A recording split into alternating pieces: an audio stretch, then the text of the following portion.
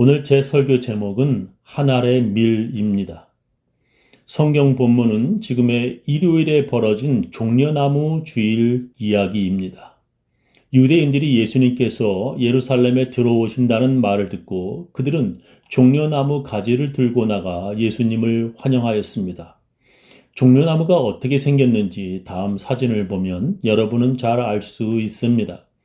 저렇게 잎이 무성한 그것이 바로 종려나무입니다. 유대인 큰 무리가 종려나무의 가지를 흔들며 예수님을 환영했습니다. 성경은 큰 무리가 예수님을 마치 이스라엘의 왕이라도 되는 듯 예수님을 열렬히 환영하였다고 기록하고 있습니다.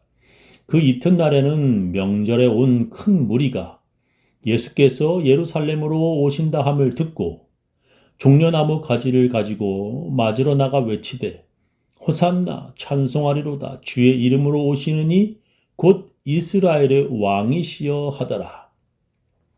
명절에 온 큰 무리라는 말은 명절 즉 5일 후에 유월절을 맞아 외국에서 조국을 찾은 무리라는 뜻입니다.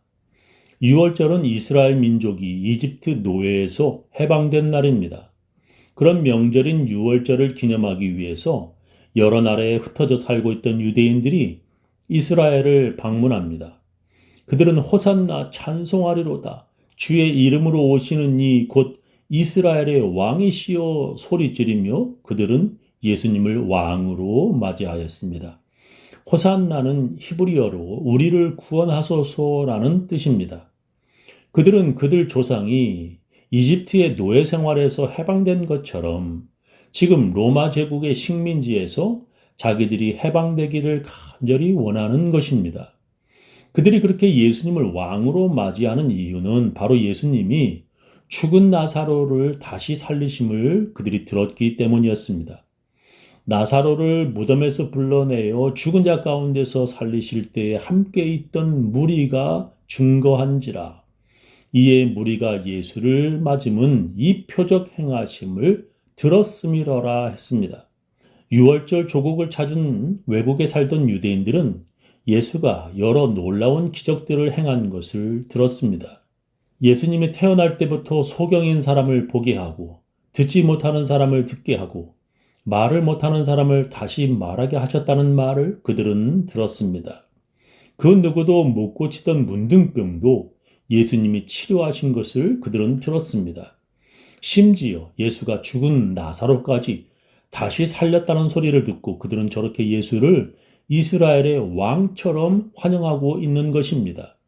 그래서 바리새인들은 이렇게 탄식할 정도였습니다. 바리새인들이 서로 말하되 볼지어다 너희 하는 일이 쓸데없다. 보라 온 세상이 저를 쫓는도다 하니라 했습니다. 바리새인들은 그동안 예수를 쫓는 사람들을 파문하였습니다. 그들은 예수를 따르는 사람들을 유대 사회에서 생활 필수품조차 구입도 못하게 하고 인사나 대화조차도 못하게 했지만 아무 쓸데없게 되었다는 것입니다. 온 세상이 예수를 쫓는도다라며 그들은 탄식할 정도였습니다. 마태, 마가, 누가복음은 예수님이 제자들에게 가서 어린 나귀를 끌고 오라 명령하셨다고 기록합니다. 예수님이 지시한 그곳에 가면 어린 나귀가 있을 텐데 주님이 쓰시겠다 하면 그 주인이 허락할 것이라고 예수님이 제자들에게 말씀하셨습니다. 근데 요한복음은 예수님이 준비하신 것이 아니라 그 큰 무리가 어린 나귀를 가져온 것으로 기록하고 있습니다. 그 이튿날에는 명절에 온 큰 무리가 예수께서 예루살렘으로 오신다 함을 듣고 종려나무 가지를 가지고 맞으러 나가 외치되 호산나 찬송하리로다 주의 이름으로 오시는 이 곧 이스라엘의 왕이시여 하더라. 예수는 한 어린 나귀를 만나서 타시니 이는 기록된 바 시온 따라 두려워 말라 보라 너의 왕이 나귀 새끼를 타고 오신다 함과 같더라 했습니다. 예수님이 한 어린 나귀를 발견하여 타셨다고 요한복음은 기록합니다. 그러니까 그 큰 무리가 스가랴 9장 9절의 성경 말씀처럼 이렇게 어린 나귀까지 준비하며 예수님을 왕처럼 모셨다는 것입니다. 우리는 예수님이 유대인들에게 얼마나 큰 환영을 받고 있는지 가히 짐작할 수 있습니다. 그런데 그 무리 중에 다른 나라에서 살던 헬라인들이 예수님의 제자에게 예수님을 만나고 싶다고 청했습니다. 명절에 예배하러 올라온 사람 중에 헬라인 몇이 있는데 저희가 갈릴리 벳세다 사람 빌립에게 가서 청하여 가로되 선생이여 우리가 예수를 배웁고자 하나이다 하니 빌립이 안드레에게 가서 말하고 안드레와 빌립이 예수께 가서 여짜온대 예수께서 대답하여 가라사대 인자의 영광을 얻을 때가 왔도다라고 했습니다. 그들이 먼저 벳세다 사람 빌립에게 청한 것은 그가 헬라 말을 잘 했기 때문이라고 생각됩니다. 그리고 빌립은 안드레에게 말했고 그들은 둘이 예수님께 가서 헬라인들이 뵙기를 청한다고 알려드렸습니다. 이 헬라인들이 누구인지 성경은 정확하게 기록하지 않았습니다. 그러나 유세비우스라는 사람은 AD 312년경 최초의 기독교 교회 역사책 교회사를 기록하면서 그 안에 그들이 누구인지 기록하였습니다. 그들은 에데사의 왕 아브가로 5세가 보낸 사신들이었다고 그는 기록합니다. 에데사가 어디에 있는 곳인지 지도를 같이 보시겠습니다. 저렇게 지금의 터키하고 시리아 사이에 있는 에데사라고 하는 곳이 바로 사신들이 온 그곳입니다. 그들은 예수를 만나 왕의 편지를 전했습니다. 그 내용은 예수 당신이 불치병을 어떠한 약도 없이 치료했다는 말을 내가 들었습니다. 부디 자기 나라에 와서 자기의 병도 치료해달라는 것입니다. 그리고 그는 유대인들이 예수를 죽이려 한다는 말도 들었다고 썼습니다. 예수님이 자기 나라에 오시면 자기가 보호하고 환대할 것이라 암시하고 있습니다. 그러나 예수님은 자기가 해야 할 일이 아직 남아 있어 가지 못하겠다고 하는 답장을 그에게 썼습니다. 그리고 예수가 승천한 후 자기 제자를 보내 당신을 치료할 것이라고 예수님이 약속했다는 편지를 그 왕에게 썼습니다. 그리고 예수님의 제자 다데오가 그곳에 가서 그 왕을 치료했다고 유세비우스는 기록했습니다. 이렇게 멀리서 헬라인들이 올 정도로 예수님의 이름이 널리 알려졌습니다. 그런데 그런 유명해진 예수님이 이렇게 말씀하십니다. 예수께서 대답하여 가라사대 인자의 영광을 얻을 때가 왔도다. 내가 진실로 진실로 너에게 이르노니 한 알의 밀이 땅에 떨어져 죽지 아니하면 한 알 그대로 있고 죽으면 많은 열매를 맺느니라. 자기 생명을 사랑하는 자는 잃어버릴 것이요 이 세상에서 자기 생명을 미워하는 자는 영생하도록 보존하리라 말씀하셨습니다.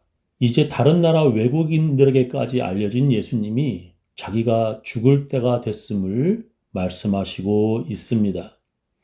지금 이렇게 유명해진 예수님은 5일 후면 자기가 십자가에 죽으실 것을 이미 알고 계셨습니다.